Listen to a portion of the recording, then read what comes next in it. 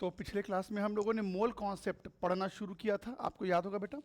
तो mole concept के अंदर हमने लास्ट क्लास में जो मैंने आपको मोल कॉन्सेप्ट के जो शुरुआत में बेस बताया था, थोड़ा सा उसको मैं रिपीट करता हूँ, जरा ध्यान सुनना। मैंने आपसे बोला था कि अगर मेरे पास 1 मोल कार्बन आ जाए तो कितने कार्बन के एटम है मेरे पास बेटा? 6.022 10⁻23 कार्बन के क्या होंगे? एटम्स होंगे। और इसका वेट कितना होता है बेटा? 12 ग्राम पर मोल। फिर मैंने कहा कि अगर मेरे पास 1 मोल H2O आ जाए तो मेरे पास कितने H2O के मॉलिक्यूल है बेटा? 6.022 10⁻23 H2O के मॉलिक्यूल्स होंगे। और उसका वेट कितना होता है बेटा? 18 ग्राम। ये हमने देखा था। फिर एक एग्जांपल मैंने और बताया था आपको, O2 का एक एग्जांपल ले लेते हैं। 6.022 10⁻23 अगर आपके पास O2 के मॉलिक्यूल्स हैं तो इसका वेट कितना होता है बेटा? 32 ग्राम। अच्छा, इन 3 एग्जांपल्स में ये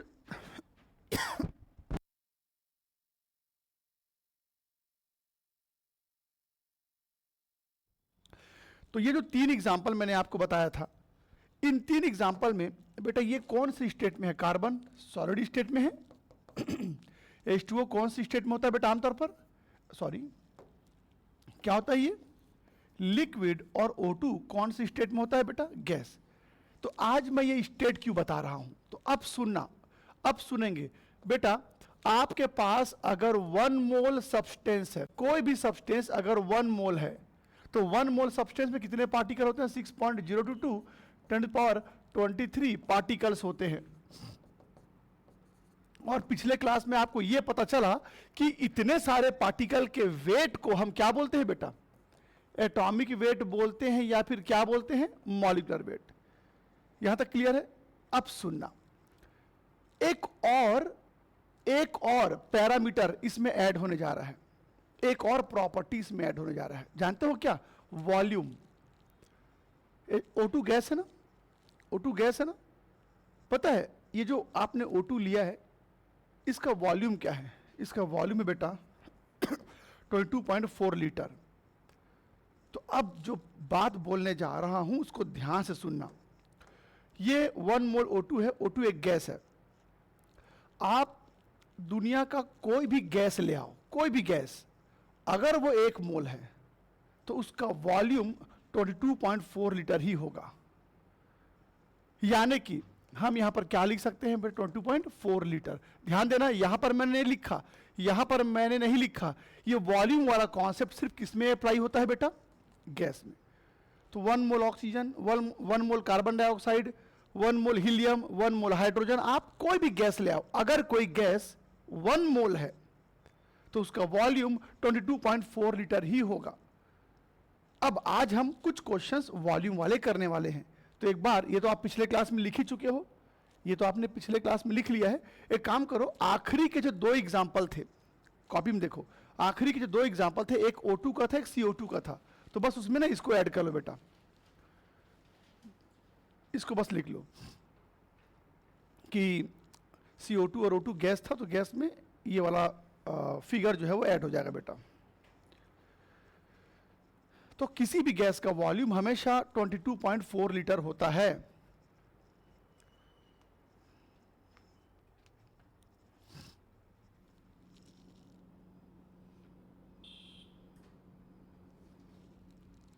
ओके, तो अब इससे क्वेश्चन कैसे आएगा इसके बारे में बात करते हैं। तो कल मैंने आपको लॉजिकल मेथड बताया था, एक तरीका बताया था क्वेश्चन बनाने का। और आप लोगों को कहीं पर दिक्कत नहीं आ रही है बताइएगा। अगर न्यूमेरिकल बनाने में आपको प्रॉब्लम होता है, कभी भी कहीं पर भी अगर आप फंस जाओ, तो और भी मेथड होते हैं, ठीक है। लेकिन क्योंकि आप लोग इसको बना ले रहे हो, तो मैं हमेशा ही बोलता हूँ कि जो मेथड से मैं इसको बना रहा हूँ अगर वो बन जा रहा है, फिर तो उससे अच्छा कुछ नहीं है। फिर भी कहीं पर आपको लगता है कि सर दिक्कत आ रही है, कहीं कहीं पर कंफ्यूजन हो रहा है, जब भी कंफ्यूजन हो मुझे बता देना, ठीक है। तो चलो,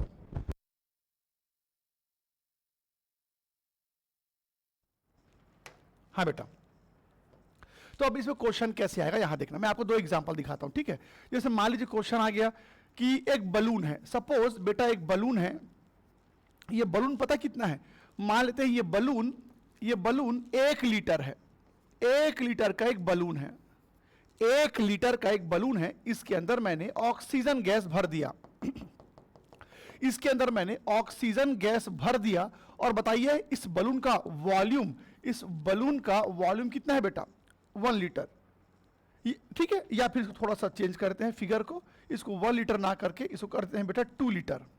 ठीक है, तो ये 2 लीटर का एक बलून है और किसी ने मेरे से पूछा कि चलो बताओ इस 2 लीटर बलून के अंदर आखिर O2 के कितने सारे मॉलिक्यूल्स होंगे? इस बलून के अंदर कितने O2 के मॉलिक्यूल्स होंगे? तो अब ये बताइए मेरे को कि अगर हम वॉल्यूम को 22.4 लीटर लेते हैं तब कितने मॉलिक्यूल होते हैं?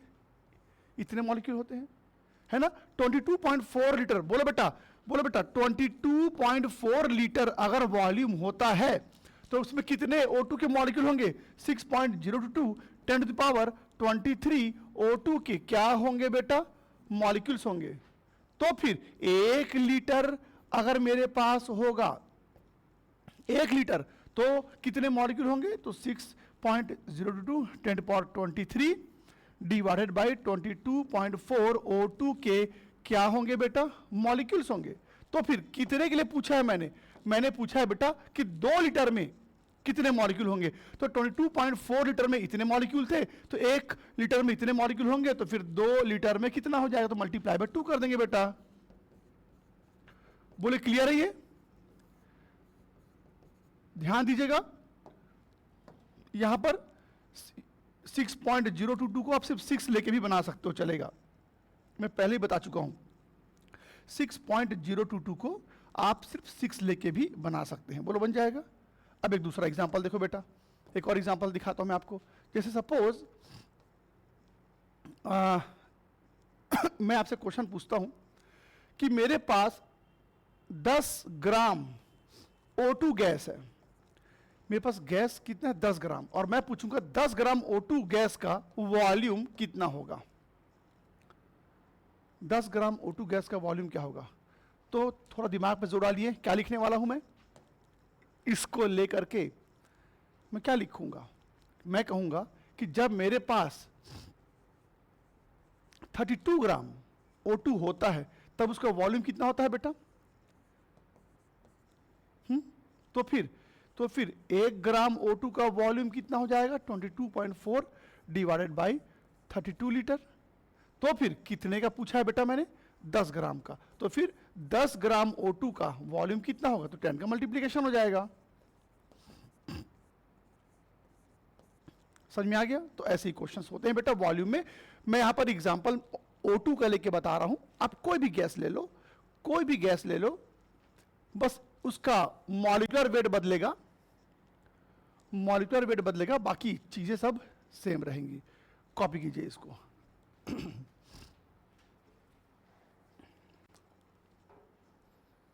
बेटा ठीक है, अब बन जाएगा वॉल्यूम वाला।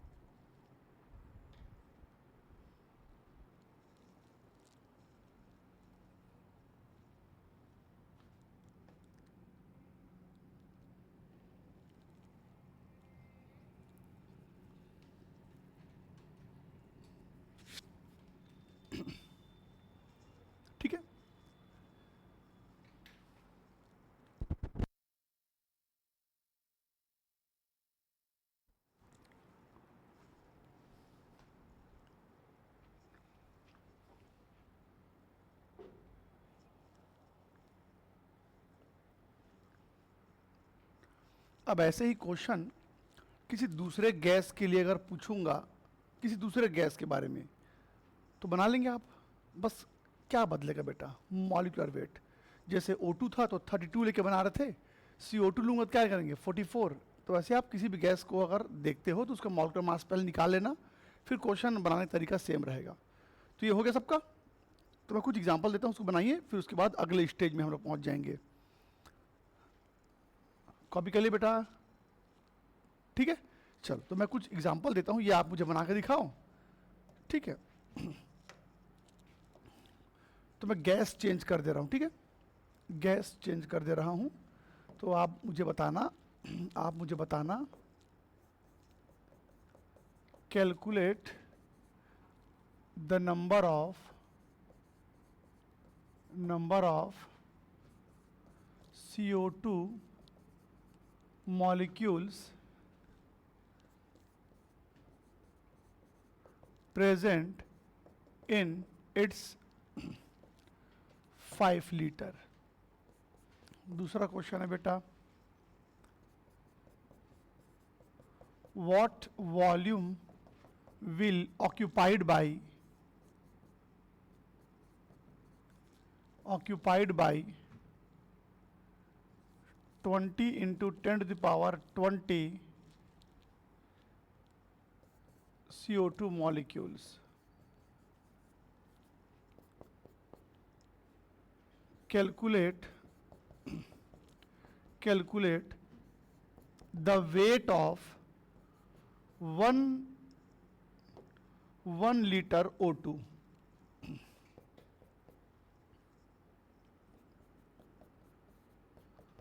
what is the volume occupied by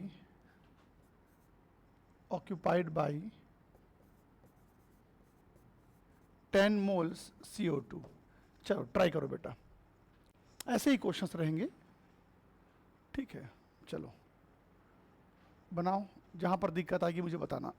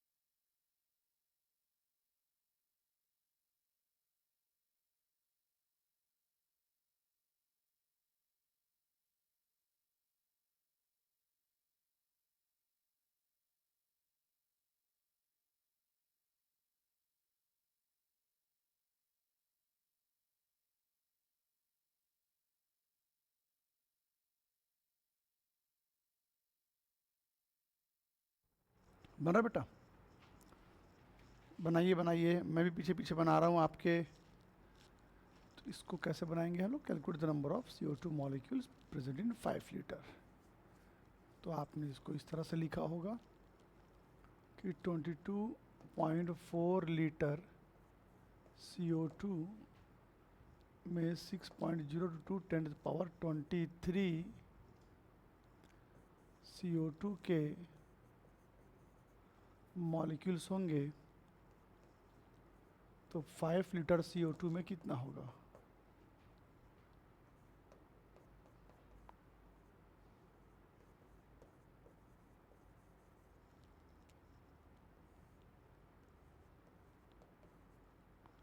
पहला वाला ऐसा बनेगा।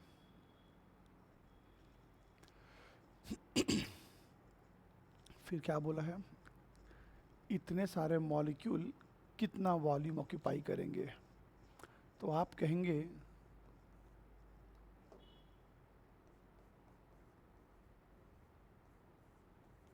CO2 है, CO2 के मॉलिक्यूल्स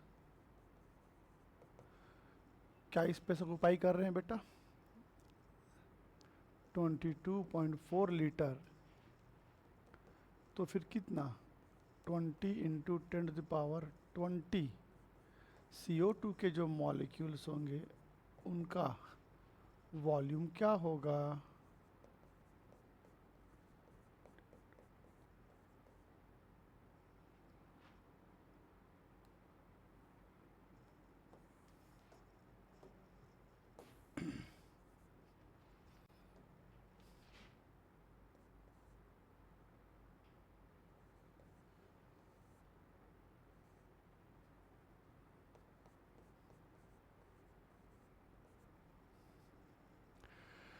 फिर आपने तीसरा कैसे बनाया होगा? Calculate the weight of 1 litre O2।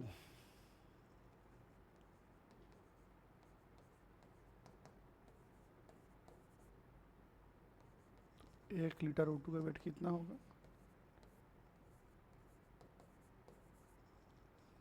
ऐसे बन रहे हैं ना सारे। इसमें क्या बोले बेटा? 10 मोल CO2 कितना वॉल्यूम ऑक्यूपाई करेगा? तो 1 मोल CO2 कितना वॉल्यूम ऑक्यूपाई कर रहा है? 22.4 लीटर। तो फिर 10 मोल्स, मोल्स है ना, ध्यान देना, मॉलिक्यूल नहीं है, मोल्स। तो क्या हो जाएगा? 10 का मल्टीप्लिकेशन हो जाएगा। कंफर्म कीजिए सबने ऐसे किया क्या? तो इसी फॉर्मेट में क्वेश्चंस रहते हैं। इसके ना MCQs बहुत आते हैं।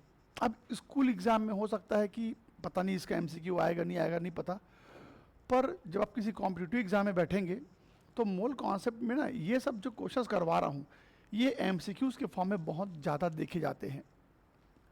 ठीक है, अभी मैंने आपको कल जो शीट दिया था वो तो नॉर्मल क्वेश्चंस थे, एक शीट और दूंगा MCQ वाला, आप बना लेंगे आराम से, चिंता मत करो। अगर आपके सब समझ में आ रहा तो बन जाएगा। तो आगे बढ़े फिर। अब चलते हैं बेटा दूसरे स्टेज में। अभी तक आप मोल कॉन्सेप्ट बन गए ना, अभी तक मोल कॉन्सेप्ट आप किसके ऊपर अप्लाई कर रहे थे? एटम्स के ऊपर, मॉलिक्यूल्स के ऊपर। अभी तक मोल कॉन्सेप्ट एटम के ऊपर, मॉलिक्यूल के ऊपर अप्लाई हो रहा था। अब मोल कॉन्सेप्ट अप्लाई होगा रिएक्शन के ऊपर। रिएक्शन, अगर आपके सामने कोई रिएक्शन आ जाए तो उसमें मोल कॉन्सेप्ट कैसे लगाएंगे? तो देखते हैं बेटा रिएक्शंस के ऊपर मोल कॉन्सेप्ट कैसे लगाते हैं। ठीक है, तो ये देखो, जैसे एक एग्जांपल देखते हैं। तो अब हम करने वाले हैं मोल कॉन्सेप्ट, हम अप्लाई करेंगे मोल कॉन्सेप्ट को इन स्टोकियोमेट्रिक रिएक्शन। स्टोकियोमेट्रिक रिएक्शन, स्पेलिंग हो सकता है थोड़ा गलत भी हो जाए, ठीक है, तो उस पर मत ध्यान दीजिएगा। इससे पहले आप ये वर्ड सुने हो स्टोकियोमेट्रिक? नहीं सुने हो? इसको स्टोकियोमेट्रिक बोलते हैं, कोई स्टोशियोमेट्रिक बोलता है, जो आपको अच्छा लगे बोल सकते हैं आप। इसका मतलब होता है एकदम सिंपल भाषा में बैलेंस्ड इक्वेशन। बैलेंस होना, बैलेंस होना। तो मोल कॉन्सेप्ट जब एक रिएक्शन में अप्लाई होता है तो उसका पहला क्राइटेरिया है कि वो रिएक्शन बैलेंस्ड फॉर्म में होना चाहिए, वरना मोल कॉन्सेप्ट काम नहीं करेगा। जैसे कि N2H2 के साथ जब रिएक्शन करता है तो बेटा एमोनिया बनता है। जब नाइट्रोजन हाइड्रोजन आपस में रिएक्शन करते हैं तो एमोनिया बनता है। ये मैंने मुंह से बोल दिया कि जब हाइड्रोजन और नाइट्रोजन को रिएक्शन करवाओगे तो एमोनिया बनेगा, पर जब रिएक्शन लिखोगे ना तो ये बैलेंस नहीं है। तो यहां पर ये ऐसा हो जाएगा, ये मैंने बैलेंस कर दिया। तो जब तक इक्वेशन बैलेंस नहीं होगा मोल कॉन्सेप्ट इसके ऊपर अप्लाई नहीं होगा। अब आप कहेंगे सर इक्वेशन बैलेंस करने हमें उतने अच्छे से नहीं आता, मुझे मालूम है आपको नहीं आता है, तो आप उसके लिए परेशान मत होना। इस चैप्टर में जब भी कोई रिएक्शन पर बेस्ड क्वेश्चन आता है तो रिएक्शन दिया रहता है, पहली बात। और अगर रिएक्शन नहीं दिया रहेगा तो कुछ ऐसे रिएक्शंस जो इस चैप्टर में बार बार यूज होंगे और आपको लिखवा दूंगा, कम से कम उतना याद कर लेना, ताकि कोई क्वेश्चन आएगा तो आप मान लो रिएक्शन नहीं दिया है तो आप कम से कम याद किए रहोगे तो उस रिएक्शन को लिख तो पाओगे। तो याद रखना, बिना रिएक्शन के अब कहानी आगे नहीं बढ़ने वाली। अब रिएक्शन या तो क्वेश्चन में दिया होगा या तो नहीं दिया होगा, हालांकि 90% चांस रहता है कि रिएक्शन दिया रहता है, लेकिन अगर रिएक्शन नहीं दिया होगा तो मैं आपको लास्ट में लिखवा दूंगा, आज नहीं अगले क्लास में लिखवाऊंगा कि कौन कौन से रिएक्शन आपको याद करने हैं। उसके बाद जब धीरे धीरे केमिस्ट्री आगे बढ़ेगा, आप इनऑर्गेनिक जब पढ़ोगे तो ये सब रिएक्शन आप खुद ब खुद आप सीख जाओगे कैसे होते हैं सारे रिएक्शन। तो अभी तो हमने शुरुआत की है ना क्लास 11th का, तो ये सब रिएक्शन अभी आपसे नहीं बनेंगे, ठीक है। तो धीरे धीरे जब केमिस्ट्री आगे बढ़ता है तो ये सब याद होने अपने आप लग जाता है। चलो फिलहाल अभी मैं क्या बता रहा हूं कि मोल कॉन्सेप्ट, कॉन्सेप्ट किस स्पेल में गलत है तो कहां से कॉन्सेप्ट सही होगा हमारा, हाँ। तो मोल कॉन्सेप्ट अब हम लगाने वाले हैं स्टोइकियोमेट्रिक में, ठीक है। अब चलो मैं आपको इसका मतलब समझाता हूं, मैं आपको इसका मतलब समझाता हूं, ध्यान सुनना बेटा। इसी एग्जांपल से चलते हैं हम लोग। अब जरा मुझे ना देखो, कल भी हम लोग बात कर रहे थे ना कि बच्चों से मोल कॉन्सेप्ट क्यों नहीं बनता, छोटी छोटी गलतियां होती हैं जो हम नजरअंदाज करते रहते हैं। तो यहां पर भी एक गलती होता है बच्चों से, मैं बताता हूं। पहले आप बताओ ये जो रिएक्शन मैंने लिखा है, इस रिएक्शन में मैंने क्या लिखा है, बोल के बताओ, बोल के मतलब किसी को समझाओगे यहां पर क्या लिखा है तो क्या बोलोगे, मतलब अगर आपको मुंह से बोलना हो इस रिएक्शन को तो कैसे बोलोगे।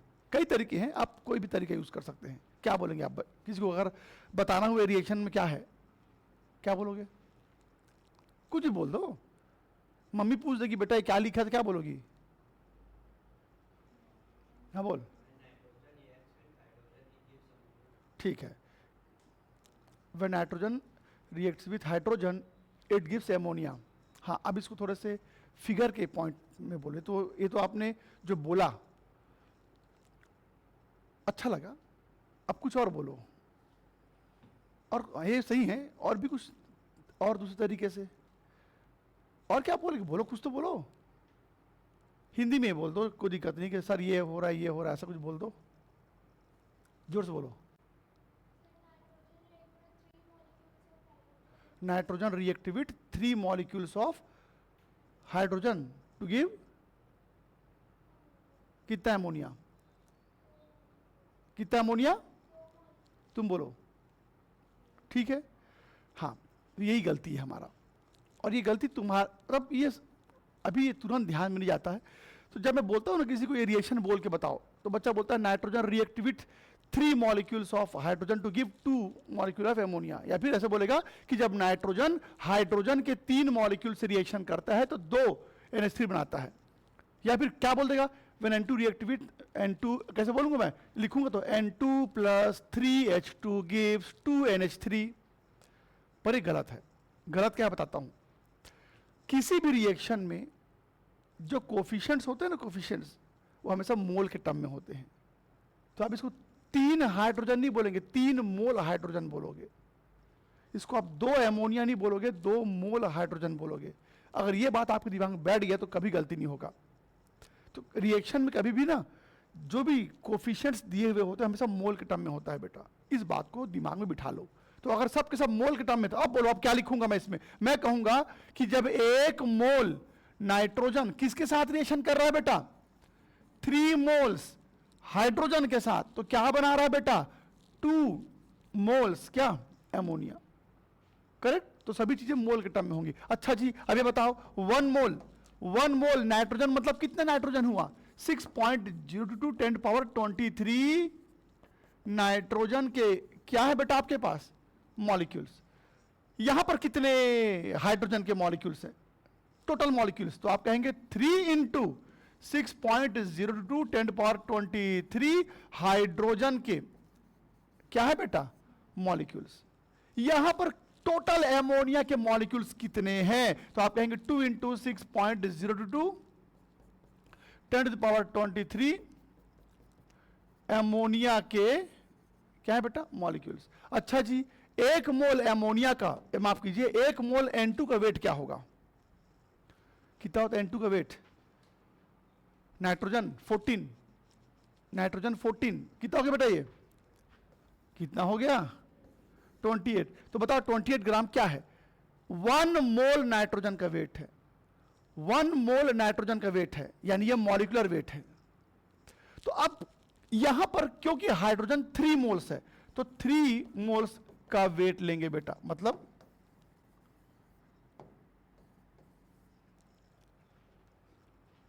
बच्चे कहां पर फंस जाते हैं, उनको लगता है हाइड्रोजन का वेट तो 2 ग्राम होता है। जब न्यूमेरिकल बनाते हैं न्यूमेरिकल, तो बच्चा इसको ध्यान नहीं देता है। अभी मैं आपको एग्जांपल दिखाऊंगा। तो जब मैं क्वेश्चन बनाऊंगा ना, इस रिएक्शन के ऊपर जब क्वेश्चन बनाऊंगा, तो यहां पर मैंने 3 इंटू 2 यानी 6 ग्राम लेके चलूंगा। तो कई बच्चे कहते हैं सर 6 ग्राम क्यों ले रहे हैं? हाइड्रोजन का मॉलिक्यूलर मास तो एक्चुअल मॉलिक्यूलर मास कितना होता है? 2 ग्राम है ना। इसका एमोनिया का मास कितना होगा? नाइट्रोजन 14 और 3 हाइड्रोजन है, हो गया बेटा 17। तो जब मैं आप लोगों को न्यूमेरिकल करवाऊंगा, तो इस एमोनिया का वेट मैं कितना लेके चलूंगा? 34। ठीक है, मैं 34 ग्राम लेके चलूंगा और इसको 6 ग्राम लेके चलूंगा। तो बच्चे पूछते हैं ऐसा क्यों? ऐसा क्यों भाई? इसका मॉलिक्यूलर मास तो 17 होता है, फिर 34 क्यों ले रहे हैं? तो अब सुनना बेटा, रिएक्शन जब केमिस्ट्री में कोई रिएक्शन होता है, केमिस्ट्री में जब कोई रिएक्शन होता है, तो उस रिएक्शन में मॉलिक्यूल का कितना वेट इन्वॉल्व हो रहा है, कितना वॉल्यूम इन्वॉल्व हो रहा है, ये उस रिएक्शन में शामिल होने वाले मॉलिक्यूल के कोफिशिएंट पे डिपेंड करता है। ठीक है, मैंने बोल दिया, मैंने थोरली बोल दिया कि नाइट्रोजन हाइड्रोजन आपस में रिएक्शन कर रहे हैं। पर तुम पूछोगे सर कितना नाइट्रोजन, कितना ग्राम नाइट्रोजन कितने ग्राम हाइड्रोजन से रिएक्शन करता होगा?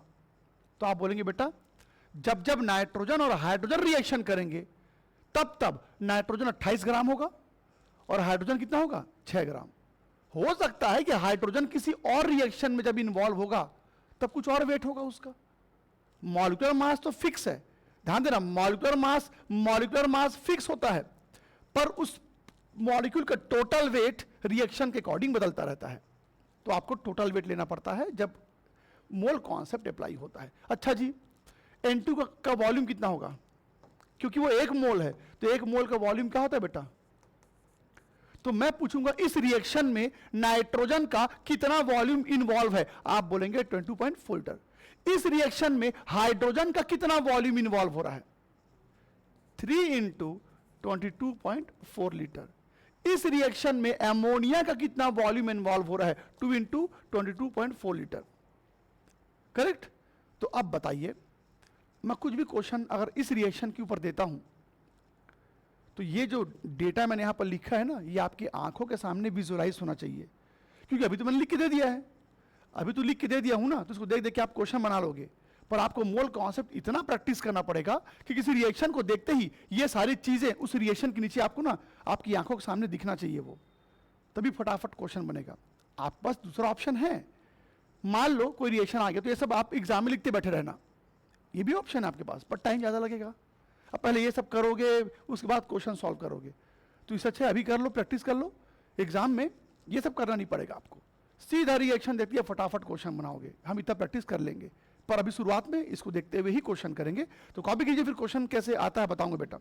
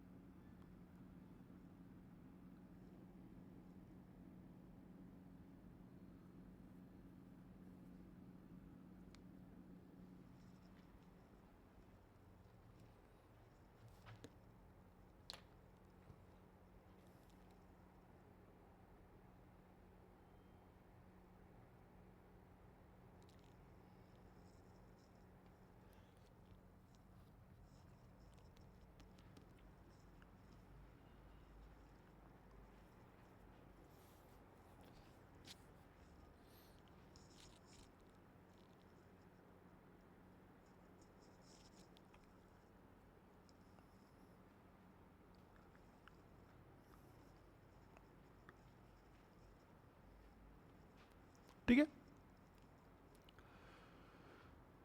ठीक। अब चलो आपको दिखाता हूं कि इस पर्टिकुलर टॉपिक से क्वेश्चन किस तरह से आएगा।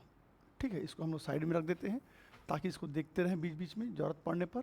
तो अब देखना बेटा क्वेश्चन कैसे आएगा। ठीक है, मैं आपको दिखाता हूं इस टॉपिक से क्वेश्चन कैसे आएगा। पर इससे पहले कि मैं क्वेश्चन आपको दूं, एक चीज पूछता हूं मैं, ध्यान सुनना। मैं आपसे क्वेश्चन पूछता हूं, ये बताओ 28 ग्राम नाइट्रोजन से रिएक्शन करने के लिए कितना ग्राम हाइड्रोजन चाहिए? 6 ग्राम। 6 ग्राम हाइड्रोजन से रिएक्शन करने के लिए कितना लीटर नाइट्रोजन चाहिए? 22.4 लीटर नाइट्रोजन से कितना ग्राम एमोनिया बना सकते हो? 34 ग्राम। 34 ग्राम एमोनिया बनाने के लिए कितने मोल्स हाइड्रोजन लगेंगे ही लगेंगे? 3 मोल्स हाइड्रोजन से रिएक्शन करने के लिए कितना ग्राम नाइट्रोजन चाहिए? 28 ग्राम नाइट्रोजन का यूज करके कितने सारे एमोनिया के मॉलिक्यूल्स बना सकते हो? इतने सारे एमोनिया के मॉलिक्यूल्स बनाने के लिए कितना लीटर हाइड्रोजन चाहिए? समझ रहे मैं क्या बोलना चाहता हूं? कुछ भी किसी के साथ भी रिलेट हो सकता है, किसी को भी किसी के साथ भी आप रिलेट कर सकते हैं। अब दिखाता हूं आपको क्वेश्चन कैसे आएगा। अब दिखाता हूं आपको इसमें क्वेश्चन कैसे आएगा। ठीक है, देखते जाओ बेटा।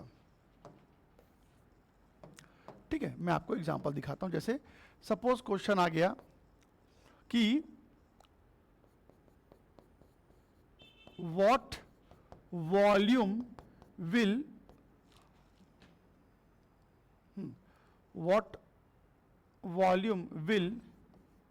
required to produce what volume of hydrogen will required to produce 10 gram of ammonia. Question क्या पूछ रहा है? क्वेश्चन पूछ रहा है कि 10 ग्राम एमोनिया बनाने के लिए हाइड्रोजन का कितना वॉल्यूम चाहिए? दिख रहा है? 10 ग्राम एमोनिया बनाने के लिए हाइड्रोजन कितना वॉल्यूम चाहिए? तो मैं पहले तुमसे ये पूछता हूं बेटा, ये बताओ 34 ग्राम एमोनिया बनाने के लिए हाइड्रोजन का कितना वॉल्यूम चाहिए? 34 ग्राम बनाने के लिए हाइड्रोजन का कितना वॉल्यूम चाहिए? तो तुम इसको देख के ये कह रहे हो कि सर जब 34 ग्राम एमोनिया बनाना होता है तब हमें कितना 3 × 22.4 लीटर हाइड्रोजन रिक्वायर्ड होता है। तो फिर कितने ग्राम के लिए बोला है बेटा मैंने? तो फिर अगर 10 ग्राम एमोनिया बनाना हुआ तो उसके लिए कितना होगा? 10 मल्टीप्लाई हो जाएगा बेटा। लीटर हाइड्रोजन रिक्वायर्ड होगा। समझी? हाँ, बस ऐसे ही एक दूसरे के साथ रिलेशन बनाते रहेंगे हम लोग। और दिखाता हूं दूसरा एग्जांपल देखते हैं बेटा। दूसरा एग्जांपल देखते हैं। What weight of nitrogen will required to produce 5 litre of ammonia. क्या क्वेश्चन पूछा है मैंने पूछा है बेटा 5 लीटर एमोनिया बनाने के लिए नाइट्रोजन का कितना वेट चाहिए है जी? क्या पूछा मैंने? 5 लीटर एमोनिया बनाने के लिए नाइट्रोजन का कितना वेट चाहिए? तो फिर यहां पर देखो और बताओ 2 × 22.4 लीटर एमोनिया बनाने के लिए नाइट्रोजन का कितना वेट चाहिए बेटा? है जी? 2 × 22.4 लीटर एमोनिया बनाने के लिए नाइट्रोजन कितना वेट चाहिए? 28 ग्राम। तुमने बोला 2 × 22.4 लीटर एमोनिया बनाने के लिए हमको नाइट्रोजन का 28 ग्राम चाहिए। तो फिर कितने के लिए पूछा है बेटा मैंने? तो 5 लीटर एमोनिया बनाने के लिए कितना नाइट्रोजन चाहिए? तो 28 × 5 डिवाइड बाई 2 × 22.4 ग्राम क्या चाहिए? नाइट्रोजन चाहिए। ठीक, तो अब इस तरह से हम रिएक्शंस को आपस में रिएक्शन के अंदर इन्वॉल्व होने वाले जो कंपोनेंट्स हैं उनको आपस में रिलेशन में लाते हैं। कॉपी कीजिए, फिर क्वेश्चन दूंगा आप लोग को मैं।